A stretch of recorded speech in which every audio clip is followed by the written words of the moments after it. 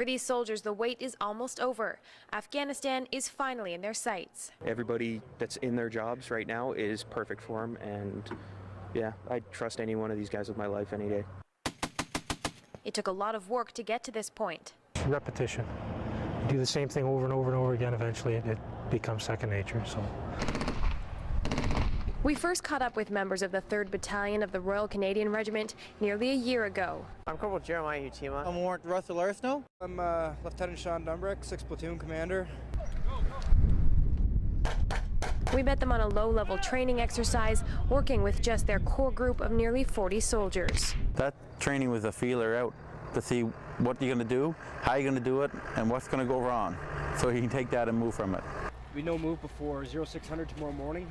In November, the group took part in Exercise Royal Gunfighter and learned, among other things, a lesson in patience. We got a lot of guys in the platoon who haven't been overseas before, so it sort of introduces them into the life of you're sitting around doing nothing for 2-3 days at a time, and all of a sudden it's 30 seconds of sheer madness. One of the biggest challenges for this group is learning how to incorporate light armored vehicles into what they do. The labs are pretty new to 3RCR, as this has been a predominantly light infantry unit. It was hard at first.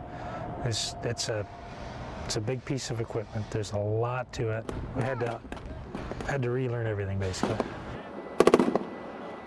In February, we followed the soldiers to the hot desert climate of Fort Bliss, Texas, for training most soldiers say was the best of the year. We were living in the environment, we were adapting to it. It was sort of like we were overseas, but not. They trained in Fort Bliss for 5 weeks. All right, now if I'm a bad guy and I see you coming in my sector, all I gotta do is wait for you to get my kill zone. Learning key lessons about improvised explosive devices. And working with the entire battle group in a live fire exercise. Texas was critical. The guys really got a lot out of working in a desert environment, out of working in hot, sandy conditions. The conditions were just considerably harder on the vehicles, harder on the weapons, and harder on the soldiers. The excitement of Texas was hard to match as soldiers traveled to Wainwright, Alberta, where we met up with them for their final major training exercise. Some may think that Wainwright was a little anticlimactic.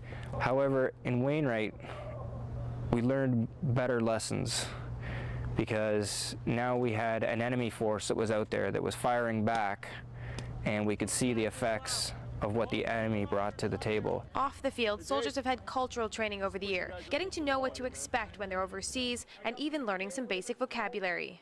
Even as simple as, a hello, how are you, salam alaikum, it goes a long way to get the people to warm up to us. But perhaps the biggest question, how have they prepared mentally for what they'll face in Afghanistan? A lot of the physical training is mental training. To do this job, you have to be very stubborn and be able to put up with a lot. Just even sitting out in the rain on a position for 6 or 7 hours in the freezing cold, that mentally toughens you.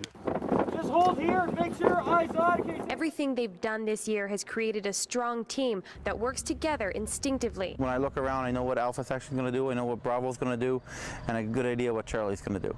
We've gone from the individuals into one very cohesive fighting unit with very close-knit relationships, and that's exactly what we want right before we go overseas, because these guys are going to need each other to cover each other's back with their technical skills, but as well, we all got to lean on each other in those other quieter times after the fighting's done.